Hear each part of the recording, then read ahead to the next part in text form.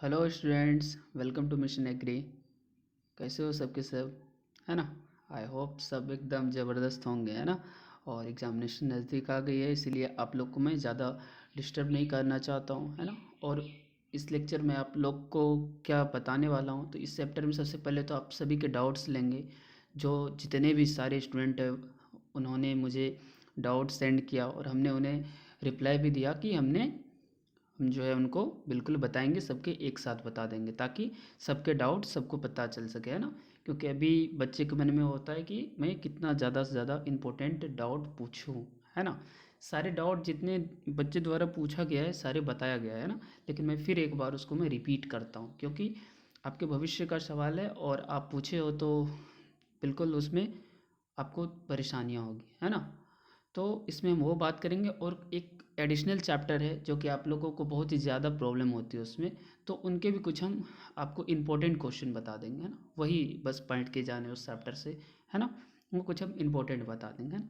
परेशान नहीं होना है आपके, पता है मुझे आप सभी के फेस पे भी WH क्वेश्चन लगा हुआ है ना। और एग्जामिनेशन में जाएंगे तो ये नहीं रहेगा, सारे क्लियर रहेंगे।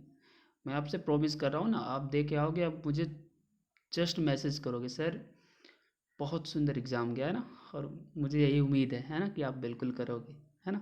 चलिए, इसलिए मैं रिकॉर्डेड लेक्चर लिया क्योंकि लाइव मुझे लेने में इतने सारे चैट्स आते हैं कि उसमें बहुत परेशानियाँ होती है ना, मैं पढ़ते पढ़ते टाइम बीत जाता। आइए आप लोगों के पहले डाउट देख लेते हैं। तो एक बच्चे ने पूछा था कि मूंगफली के गुच्छेदार प्रभेद के बारे में मुझसे पूछा था कि मूंगफली के जो है गुच्छेदार प्रभेद के नाम उनको जानना था। तो मैं बता दूं कि इनके कौन है, देखिए मैं जल्दी जल्दी ले रहा हूँ, है ना। हाँ, इसलिए तो एक कुबेर है और एक ये 1224, ये जो है क्या है, ये मूंगफली के गुच्छेदार प्रभेद है ना। ओके, आई होप आपका ये क्लियर हो जाए गया होगा। और अगर आपका क्लियर हो गया तो बिल्कुल कमेंट सेक्शन में आप कमेंट कर देना, है ना। चलो, नेक्स्ट बच्चे द्वारा पूछा गया क्वेश्चन था कि आवरण फसल उनको जानना था, है ना। उनको जानना था कि आवरण फसल जो है क्या है। देखिए मैं बताया कि बच्चे द्वारा पूछे गए डाउट सारे क्लियर हैं, सारे क्लियर है ना। लेकिन फिर भी वो पूछे तो मैं बिल्कुल बताऊंगा। तो आवरण फसल क्या है ये पूछा गया, तो आइए मैं बताता हूँ कि आवरण फसल क्या है ना। चलिए, देखिए आवरण फसल की अगर हम बात करें तो यहाँ आप देख सकते हो कि भूमि को जो मृदा कटाव से बचाने के लिए भूमि पर फैलने वाली जो फसल होती है उन्हीं को हम बोलते हैं। इसके एग्जांपल्स में आपको जो है दलहनी की फसल भी दिखेंगे, है ना। तो देखिए यहाँ पे एग्जाम्पल्स इनके ज़्यादा ध्यान में रखिएगा। तो यहाँ पे है मूंग, बरसीम, उड़द, ये सारी जो क्या करती है, ये भूमि पर फैलने वाली फसल है ना। और ये मृदा कटाव से बचत यानी बचाव कराती है, तो उन्हीं को हम बोलते हैं आवरण फसलें, है ना। आई थिंक समझ में आ गया होगा कि आवरण फसलें क्या करती है। चलिए, तीसरी नेक्स्ट क्वेश्चन पे मैं बात करूं तो ये एक बच्चे द्वारा पूछा गया था कि धान के सुगंधित प्रभेद के नाम। तो मैं बता दूं कि धान के सुगंधित प्रभेद एक हो गया आपका सुगंधी, एक हो गया आपका कतरनी, और भी बहुत सारे होते हैं ना।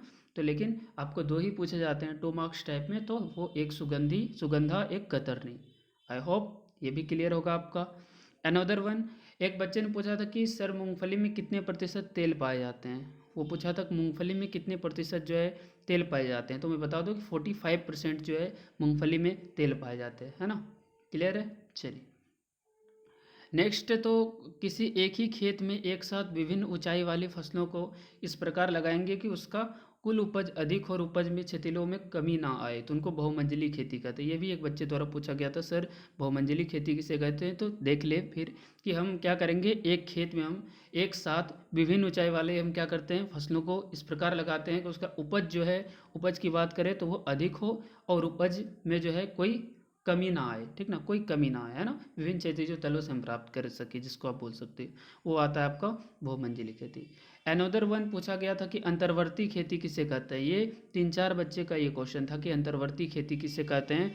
तो मैं बता दूं कि दो या दो से अधिक फसल को एक साथ किसी एक ही खेत में हम अगर पंक्ति विधि से लगाते हैं, ठीक है, तो उस क्रिया को ही हम बोलते हैं अंतर्वर्ती खेती, है ना। अंतर्वर्ती खेती सभी का क्लियर। चलिए, नेक्स्ट, फसल तीव्रता पूछा गया था कि फसल तीव्रता किसे कहते हैं। क्रॉपिंग इंटेंसिटी, ये भी आपको 5 से 6 बच्चे का ये क्वेश्चन था कि फसल तीव्रता किसे कहते हैं, क्रॉपिंग इंटेंसिटी किन्हें कहते हैं। तो देखिए किसी क्षेत्र विशेष पर एक ही वर्ष में जो हम उगाए गई फसलों की संख्या फसल तीव्रता कहलाती है, ठीक है। तो इनके कुछ जो है फॉर्मूलाज हैं, तो फॉर्मूले की बात करूँ तो किस प्रकार से निकाला जाता है। तो आप क्या करना, एक वर्ष में उगाई गई फसलों का कुल रकबा जितना होगा वो देंगे। उसके बाद कुल कृषिगत क्षेत्र, जितना कृषिगत क्षेत्र है वो देंगे हम, उसको हम मल्टीप्लाई करेंगे। मान लो इतना है कि कृषिगत क्षेत्र 4 है, उनको हम मल्टीप्लाई करेंगे कितने से, 100 से, उसको हम गुना करेंगे, है ना। हाँ, लेकिन इनके आपको क्वेश्चंस नहीं रहेंगे, सिर्फ आपको इनके फॉर्मूले आपको लिख देना है ना, अगर आपको पूछता है तो फसल तीव्रता। चलिए नेक्स्ट है कि फसल पद्धति, ये टर्म पूछा गया है और ये एक स्टूडेंट को बताया था हमने, ठीक ना, कि वसुधा फसल पद्धति किसी क्षेत्र विशेष में लगी सभी फसल प्रणालियों का जोड़ है, ये पूछेगा, है ना। तो ये सारे सेंटेंस दे देंगे, आगे का आपको बताना है ना। Virtually cropping pattern is the sum total of all the cropping system adapted in the reported area, right. Next बात करें तो नेक्स्ट क्वेश्चन है फसल पद्धति, ये भी पूछा गया क्वेश्चन है आप लोगों के द्वारा कि फसल पद्धति किसे कहते हैं। तो किसी क्षेत्र विशेष में एक वर्ष में लगी क्रमिक फसलें और फसलों एवं प्रतिभूमि के अंतर्गत अनुपातिक रकबा को कहते हैं, राइट। नेक्स्ट क्वेश्चन पूछा गया है, एक स्टूडेंट ने पूछा कि चना में उकठा रोग का सर प्रबंधन कैसे करते हैं। हाँ बिल्कुल, ये बताएंगे कि देखिए चना में उकठा रोग का प्रबंधन कुछ तरीके हैं उनके। सबसे पहले हम गर्मी के खेत में जो है ज़्यादा डीप हम क्या करेंगे, जुताई कर देंगे, है ना, टिलेज करेंगे हम।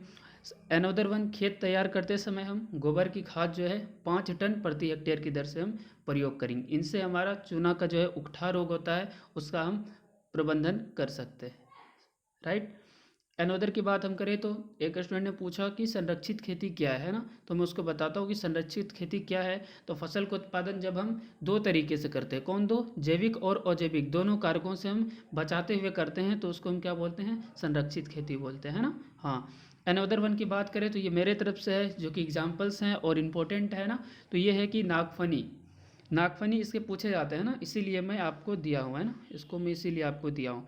है यहाँ पे लिखा हुआ नागफनी, जिसको बोलते हैं कैक्टस। इनके बॉटनिकल नाम आपसे पूछे जाते हैं, वानस्पतिक नाम। तो नागफनी को होते हैं ओपनसिया डेलेनाई, क्या होते हैं, ओपनसिया डेलेनाई, इनके जो है वानस्पतिक नाम होते हैं। गांजर घास की बात करें तो पार्थेनियम हिस्टेरोफोरस होते हैं। खरपतवार प्रबंधन के क्वेश्चन ये पूछे जाते हैं ना, तो गाजर घास, पार्थेनियम, हिस्टोफोरस, बस यही आपको देखना है। खरपतवार का राजा कौन है, तो गाजर घास जो है, गाजर घास इसको खरपतवार का राजा कहा जाता है। आपको पूछा जाएगा कि खरपतवार का राजा कौन है, तो आप क्या लिखोगे, गाजर घास। बिल्कुल, ये कमेंट पे बिल्कुल कर दो, है ना। जलकुंभी की बात करिए तो इसका बॉटनिकल नाम क्या है, इकोर्निया क्रेसिपस, क्या है, इकोर्निया क्रेसिपस, इसको बिल्कुल अच्छे से याद करना है ना। तो जलकुंभी का क्या है, इकोर्निया क्रेसिपस इसका वानस्पतिक नाम है। तो वानस्पतिक नाम आपको बिल्कुल अच्छे से ध्यान होनी चाहिए, मैं 3 का आपको बताया हूँ। और खरपतवार का राजा है गाजर घास। अनदर वन, बथुआ का क्या होता है, तो चिनोपोडियम एल्बम होता है ना, जो इंपॉर्टेंट वही मैं बता रहा हूँ। इनका क्या होता है, चिनोपोडियम एल्बम होता है। गेहूँ सा ये फेलिस मैनर होता है और इनको गेहूँ का मामा कहा गया है। आपको पूछेगा गेहूँ का मामा किसे कहते हैं, तो बिल्कुल ध्यान में रखना कि गेहूँ का मामा इन्हें कहते हैं हम, गेहूँ सा को कहते हैं, फेलेरिस मैनर को। और इन्हीं को हम क्या बोलते हैं, गिल्ली डंठा भी हम इन्हीं को बोलते हैं, इन्हीं को हम गिल्ली डंठा भी बोलते हैं, राइट। यहाँ तक समझ में आया। और कुछ बता रहे हैं, आपके मन में एक क्वेश्चन आता होगा कि खरपतवार से होने वाली हानियाँ कितनी होती है। तो खरपतवार से जो है कुल हानि 33% होती है। ये डायरेक्ट क्वेश्चन पूछे जाएंगे, कितने प्रतिशत होती है, 33% होती है, याद रखना है ना, 33% होती है, राइट। और इनसे क्या पूछा जाएगा वो मैं बता देता हूँ, अगर उसमें भी आपको डाउट आए तो बिल्कुल पूछ लेना, कोई भी शर्माने वाली बात नहीं है। आप बस देख लेना, मैं बताया हूँ फिर भी आप उसको अच्छे से देखो। चौड़ी पत्ते वाले खरपतवार पूछा जाएगा, ठीक है, ये आप अच्छे से देख लेना। सकरी पत्ती वाले खरपतवार वो भी आपको देखना है ना, वो भी आपको देखना है, ठीक। और मैं कुछ पॉइंट आपको बता देता हूँ क्या क्या आपको देख के जाना है, ठीक है। तो चौड़ी पत्ते वाले खरपतवार, सकरी पत्ते वाले खरपतवार आपको देखना है ना। और एक याद रखना, जितने भी C4 C3 प्लांट हम बताए थे ना, हाँ, अगर आप एक बीज पत्री, द्विबीजपत्री आपको याद रखना है, तो सकरी पत्ते वाले जहाँ पे दिखेंगे वो सारे एक बीज पत्री होंगे, और चौड़ी पत्ते वाले सारे द्विबीजपत्री होंगे। सिर्फ इसमें एक आपके उपवाद है, एक्सेप्शन है, वो है वाटर हैकिन, जिनको आप बोलते हो जलकुंभी। जलकुंभी जो है पूछा जाएगा, तो जलकुंभी चौड़ी पत्ते वाला खरपतवार है, याद रखना, और एक बीज पत्री है, राइट, ये याद रखोगे। हाँ बिल्कुल याद रखना है ना, ऐसे ही पूछे जाएंगे, ठीक है। हाँ, और इसमें खरपतवार से क्या पूछा जाएगा सब मैं बताया हूँ, एक बार देख लेना, दिक्कत होगी तो फिर पूछना। खरीफ फसल जो है उसका आप खरपतवार याद रखना, रवि की खरपतवार याद रखना, और जायद की याद रखना, है ना, इतना ही याद रखना बस। ओ- हाँ, इतना क्लियर होगा, आई होप इतना आप करके रखोगे, है ना। और भी कुछ होगा तो आप अगर जानना चाहते हो तो नकलची खरपतवार, आपत्ति जनक खरपतवार, जो कि बीजों को फसल से बीज से अलग करना मुश्किल हो जाता है, उसको हम बोलते हैं आपत्तिजनक खरपतवार। जैसे जई में जंगली जई, गेहूँ हिरनखुरी, इतना आप करके रखना। अगर आपको फिर भी परेशानी हो तो बिल्कुल पूछना। हाँ, एक होता है लेंटाना कैमरा, तो ये सजावटी पौधे के रूप में हम उपयोग करते हैं, ये भी याद रखना है ना। हाँ, इसको विदेशी खरपतवार बोला जाता है ना। Okay, okay guys, thank you. I hope ये आपको पसंद आया होगा, है ना। चलिए, all the best for examination, और फिर हम मिलेंगे, है ना। Thank you.